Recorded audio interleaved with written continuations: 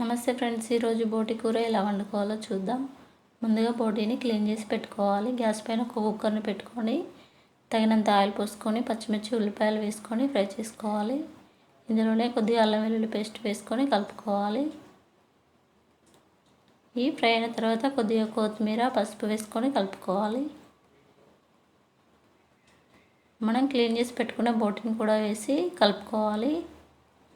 ఇవన్నీ కలిపి మూత పెట్టి ఒక 2 నిమిషాలు ఫ్రై చేసుకోవాలి. ఈ ఫ్రై అయిన తర్వాత ఒక టమాటా తగినంత కారం వేసుకొని కలిపి మూత పెట్టి ఇంకొక 4 నిమిషాలు ఫ్రై చేసుకోవాలి.